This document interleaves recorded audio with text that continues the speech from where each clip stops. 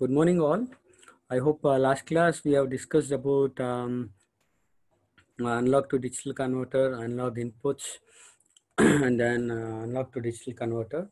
In that flash ADC, we come across, and then we come across successive approximation register. So in this, SAR is going to help us to find out the digital output through sending the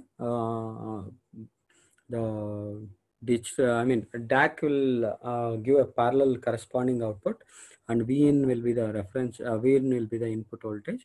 So here comparator compares Vin and the DAC output. So if both are same, then the output of the comparator will be 0. During that case, the SAR stops sending the digital data, and it gives a output from the D out, and done status is done bit is high. So done bit is high in the sense the digital output is available. Okay. So LED indicators we have seen. LED indicators we use it for representing one bit state, whether on, off, busy, or error, or okay kind of it. I hope there will be a problem on this to calculate the voltage or the reference diode. What is RF is required. Okay. Then they may ask you to find out the current, or they may give anyway. They may give voltage and resistor. They may ask you to find out current, or vice versa. Okay. Now you should be aware how to do it. And we come across 7-segment LED display. So here we come across a Verilog code multiplex display. In this, there is something called 10 megahertz clock frequency has been given. So here the clock, the device works at 10 megahertz, but sending a data to 7-segment is not, we can't send it at 10 megahertz. If you send it, we can't recognize what is happening, okay, and a display. So since we want to recognize what is happening, we will send it at a different rate, clock rate, that is scan rate and scan cycle. The scans rate will be 200 hertz. How we are going to reduce 10 megahertz to 200 megahertz? Through clock divider circuit. Very simple. Okay. What clock divider circuit is going to do? Very simple. If you see, it takes, assume this is a 10 megahertz clock, okay, which is generating T on and T off at from here to here, it is 10 meg, 1 by 10 meg, okay, 1 by 10 meg, T, right? We have to calculate T, T is equal to 1 by F. Okay, same way, if you want to divide it to 200 megahertz, what we are going to do is we are going to T on and T off. We are going to delay it in such a way that, okay, we are going to delay this cycle from here to here, it will be 1 by 200. How we are going to delay? The so many number of clocks, we are going to delay it in terms of clock divider circuit. So counter will be keep counting 50 of this and 50 of this. So you get a 200 clock frequency. Okay. So this is how you do. And there is a simple Verilog code written for this same. You can understand over here.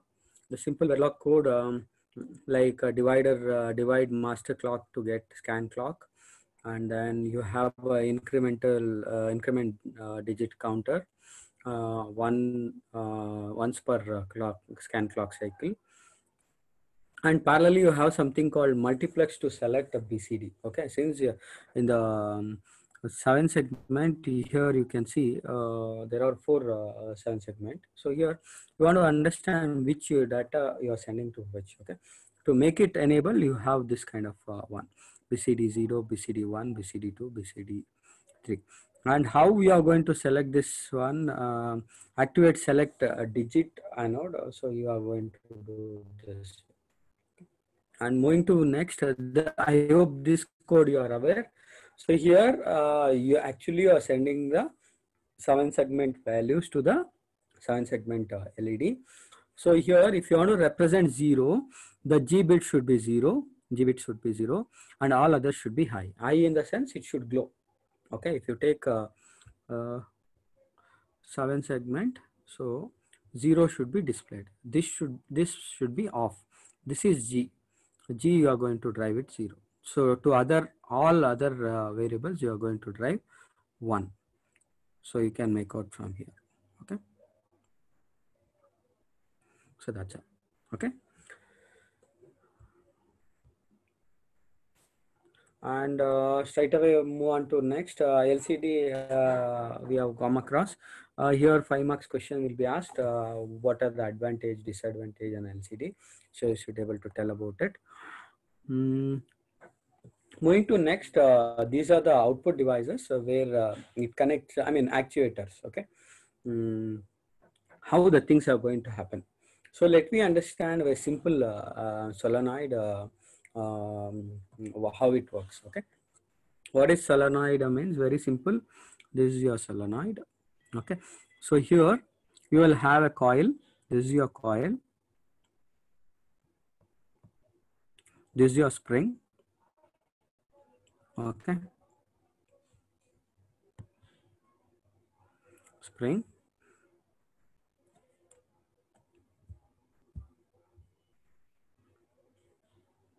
And you will have an armature also. You will have an armature. This is your armature. This is your armature.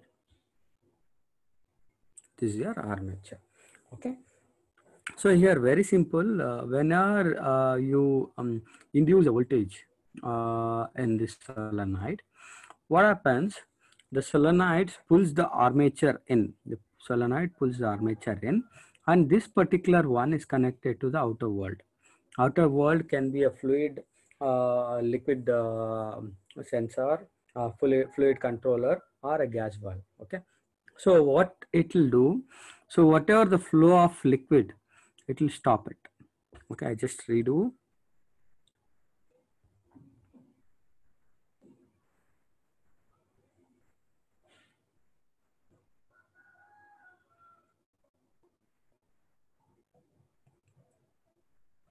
So here, this is your coil.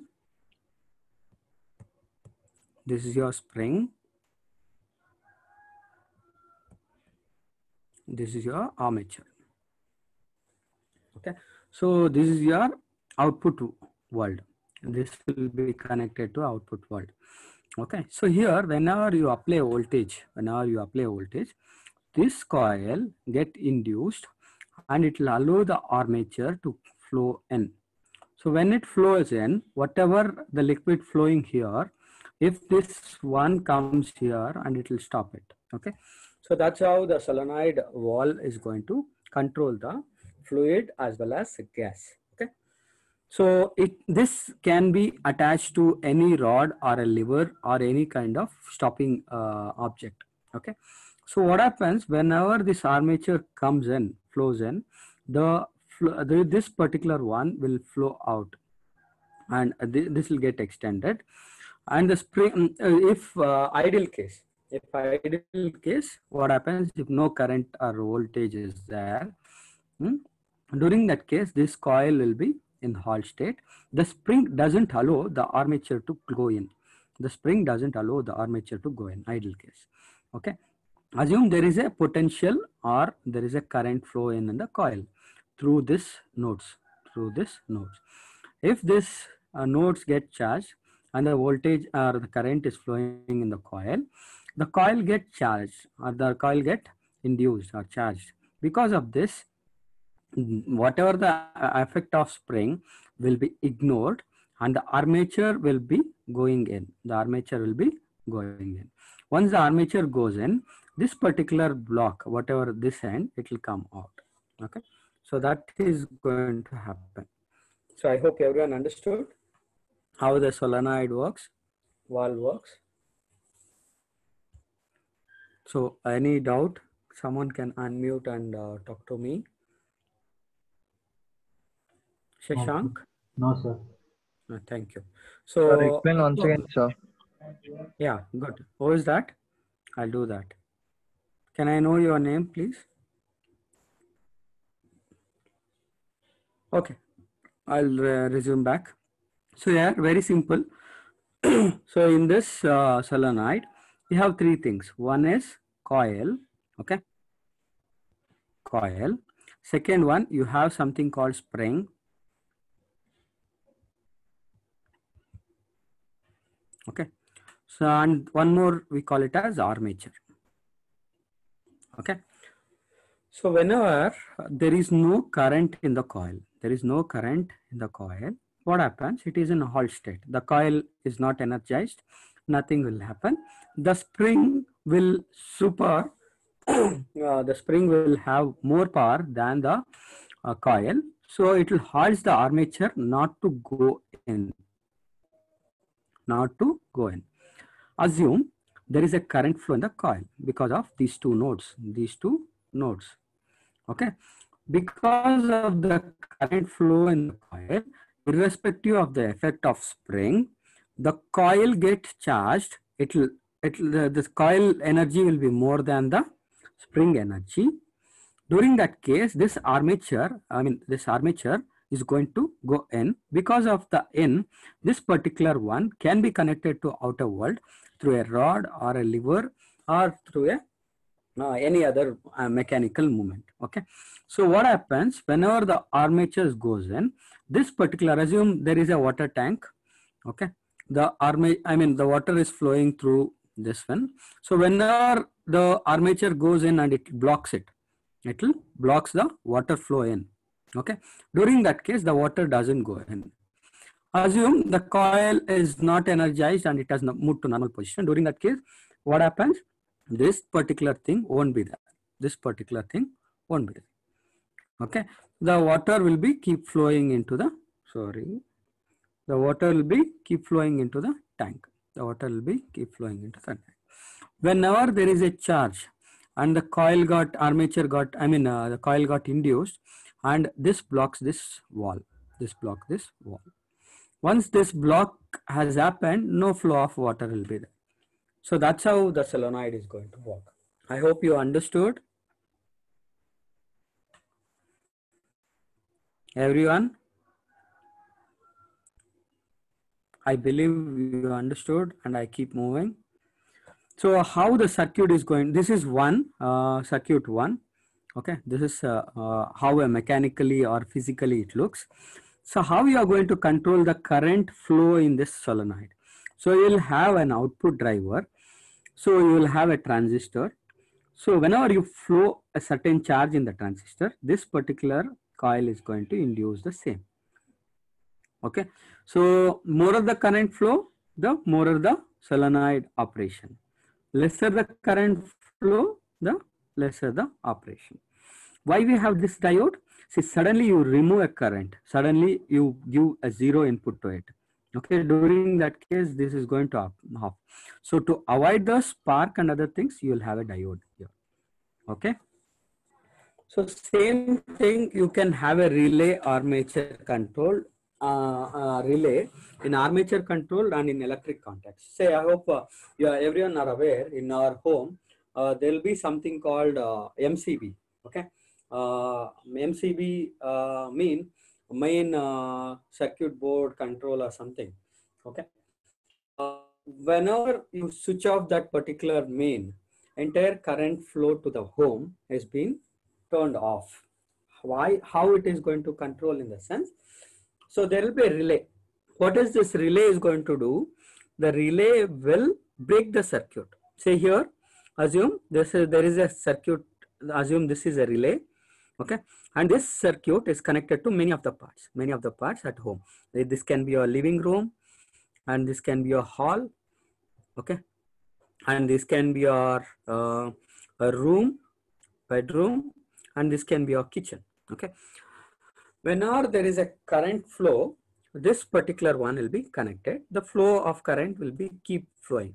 I mean the electrical, the voltage, whatever you get from the main supply, from the line, it will be keep flowing. Okay, it will be keep flowing directly to all your rooms. Whenever there is a relay is off.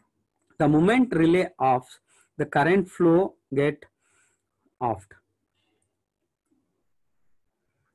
The moment of you are switched off the relay, the current flow doesn't happen to the next blocks. So that's how the relay is used. Okay, that's how the relay is used. Solenoid and relay. I hope you would have experienced in your HDL lab. If you pass one output to the relay is connected and the lamp is going to, and the incandescent bulb is going to glow. If not, the bulb is going to turn off. I hope you would have experienced the same thing. It's very simple way. Shall we move to next? Next are motors. Okay, I hope everyone are experienced with stepper motor. What are motors? Motors can provide an angular position or speed, uses gears, switches, etc. to convert the linear position or speed. So it allows us to, motors are used to rotate with a high RPM. Okay, rotations per minute.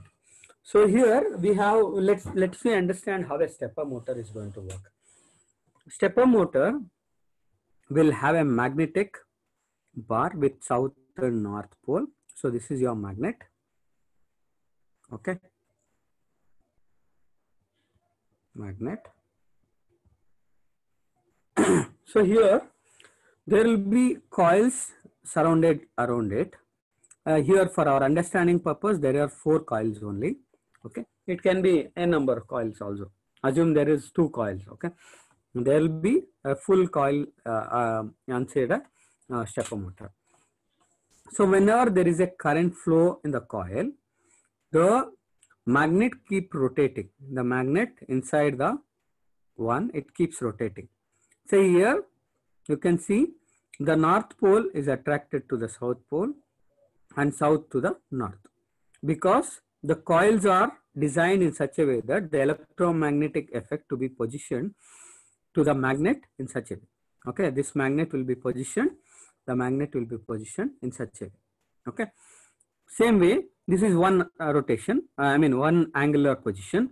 This is another angular position, second position. So you energize another 2 coils, another set of coils which is sitting horizontal. These are the coils which are sitting vertical, these are horizontal. So you finish 1/2 cycle, 1 rotation, or just a rotation. Next, this is the third, this is the fourth. So 1 cycle is repeated. You can see here, south to north, again south to north, vertical first one. In the first one you have vertical south to north.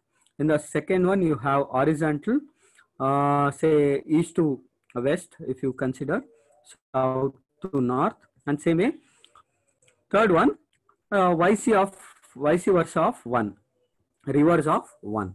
So you can see the position. So here earlier it was south and north, now it is north and south. Okay, same way in the fourth one it is reverse of 2. So 1 cycle is done. Okay, so these are the rotations in discrete step we are going to use in a stepper motor. I don't want to say how you are going to energize, how you are going to make it these values and all. Okay, the reason because you would have studied in your HDL lab, even in your lab you would have done this exercise, and even in your microprocessor you would have done this exercise. I hope I am clear. Any doubt here?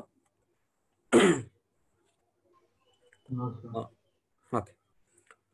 So the same way here the coils can be n number. It can be n number. It will be like fully coil. Here the entire thing will be coil only. Entire thing will be coil only. Okay. The motor, the magnet will keep rotating according to the coil energies. Okay.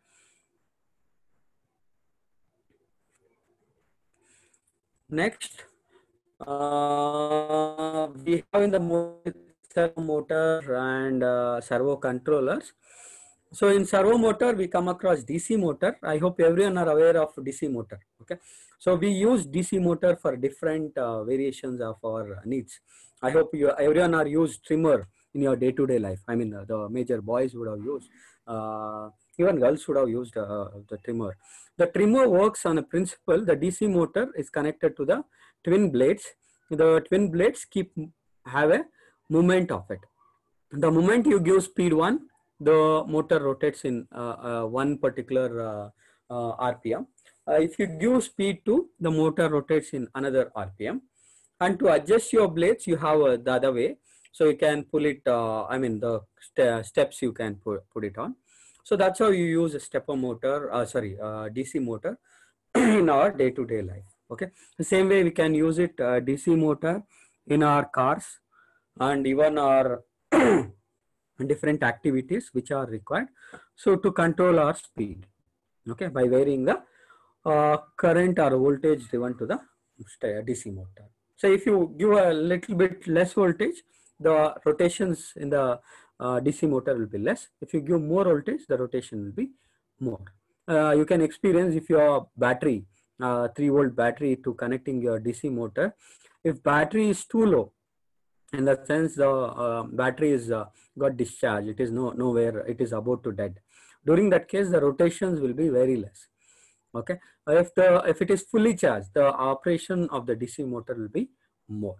Okay, so use feedback to control the speed to get a desired position. So you sometimes know we can have a feedback control circuit to minimize the DC motor speed. Say in your automated cars and all, you will have ABS to apply braking based on our requirement. Okay, say if it is a school zone, so you will tell to the to the car, automated car, saying that it is a school zone, go with a speed 10 to 20 or 30 maximum. Okay, not 200 where 100 to 200 where you go on a clean highway. Okay, in a highway also you have different lanes. The lanes, so you will have a lane with 40 speed, you will have a lane with 60 speed, you will have a lane with 80 speed also. So we don't have more than that because of Indian road and regulations.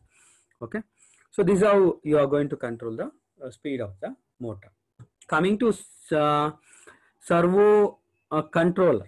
Okay, in a digital circuits, an embedded processor can have control on a servo motor or a DC motor. If you give a value 1, the voltage should be, say assume a DC motor works at 5 volts, so you can give voltage 2 volt if you give 1 as an input. If you give 2 as an input, you can give a DC motor voltage with 3. Okay, you can give 3 with 4 voltage. So assume there are 4 maximum levels in your DC controlled servo motor. During that case, you can have 4th option as full rotation. So same way your stepper motor, your trimmer works. Say in the trimmer you will have mode 1, mode 2 and all. Okay, if you put it on mode 1, it will work at a certain speed. So the grooming happens in a proper manner. If you put it to 2, then it will go with a high speed. So same way. Okay, you can have a control to make it happen. Okay, I hope I am clear to everyone. Any doubts so far? Shashank, Vaishnavi can respond. No, sir. No, sir. Thank you. Thank you. We'll move on to next, digital to analog converter. So here we have studied analog to digital converter in the previous session. What are analog to digital converters? We have studied in the sense flash ADC, and one more is successive approximation. Correct? If I'm not wrong. So now let's understand digital to analog converter. How a digital value will be converted to analog. Okay, DAC. Okay, so DAC will have R string DAC, and one more is R to R ladder. Okay, let me understand this question R string DAC. They don't ask much. The reason because this is very simple, and it requires and drawbacks is there, and nowhere in our industry we are using this R string DAC. Okay, why? In the sense we need 2 power n precision resistors. This particular R string DAC works on a principle called voltage divider circuit. Okay, so here the multiplexer, the digital input, whatever there, it will be given through here. Okay, whatever there, it will be given to here. And here, corresponding voltage divider circuit will be assigned to the output node, and here analog multiplexed output will be taken out. So here Vref will be going in. Vref, assume it is 5 volts. I just use a eraser again, marker again. Assume Vref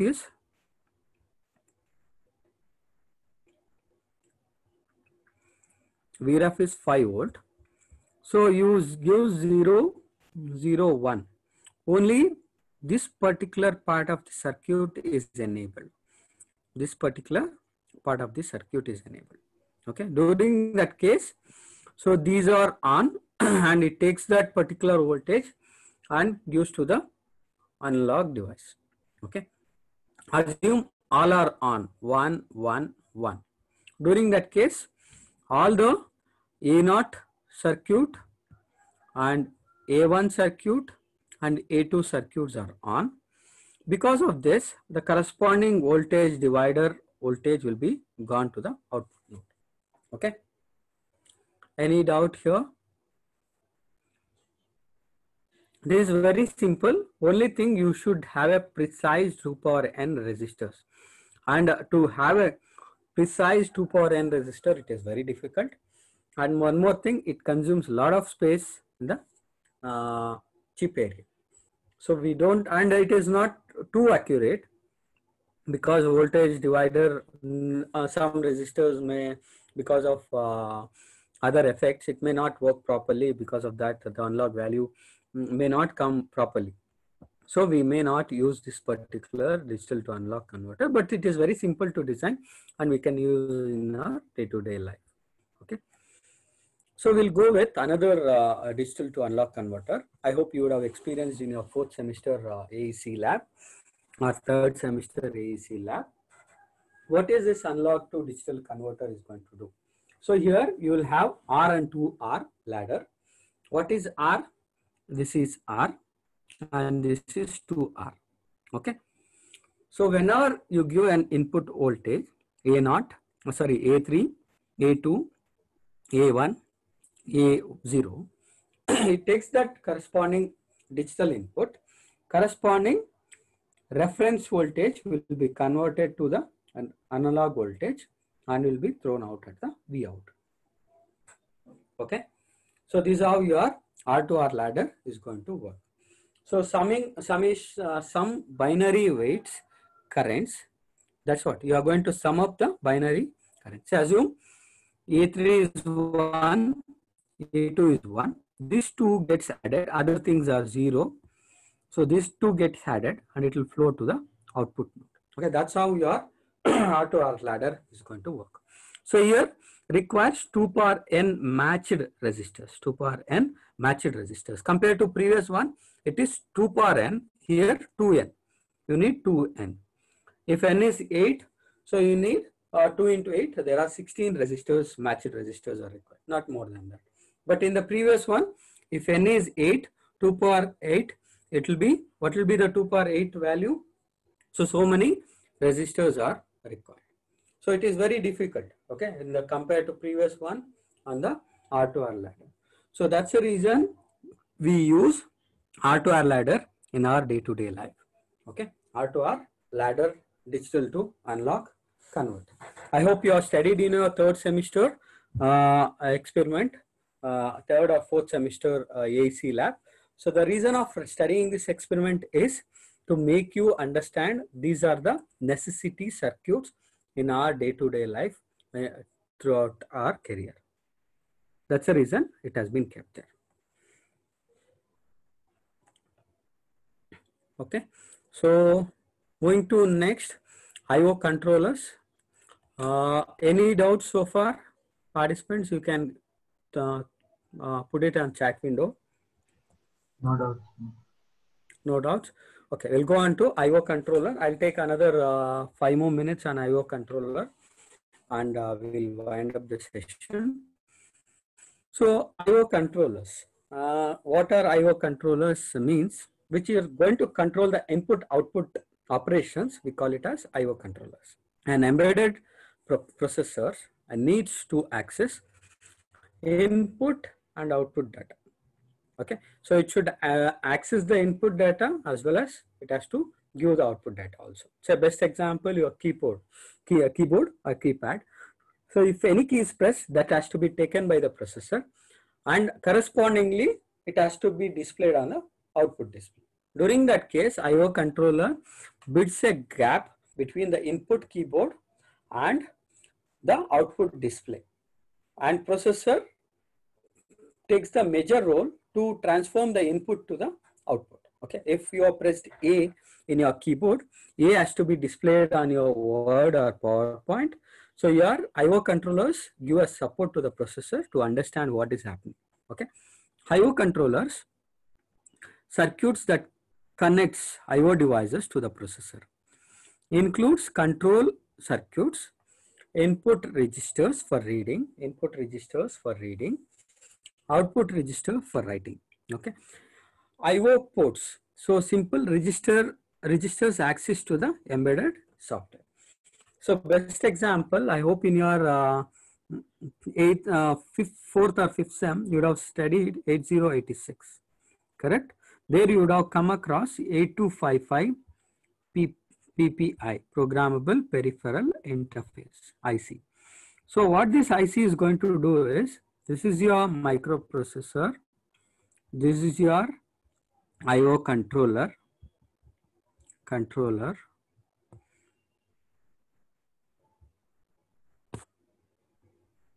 So IO controller.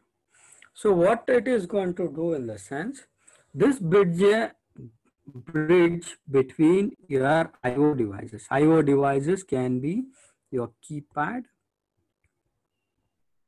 or your 7-segment or display or anything.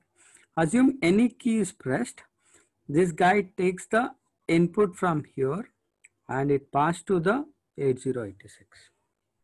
Okay, I hope you would have experimented in microprocessor lab how keypad works and how control registers are there for 8255. There are 3 ports are there: port A, B, C, and these are it can be either used as input port or output port. This guy can be used both, and you have something called control word register, CSWR, control word register, and control status word register. So if you write something like ETH, so it will have, was that muted? So any doubt here? So that's how your IO controller are going to use in your day-to-day life. Okay. So simple IO controller example is given here. So we'll see this particular example in the next class because it takes a lot of time. We'll see this example in the next class. Okay. Presently, just recap what we have discussed. So we discussed about actuators and valves. So actuators causes a mechanical effect, and we have come across solenoid. So in the solenoid, how we are going to use it in our day-to-day life and all we come across, and here how it's going to work and all we come across. There will be a coil.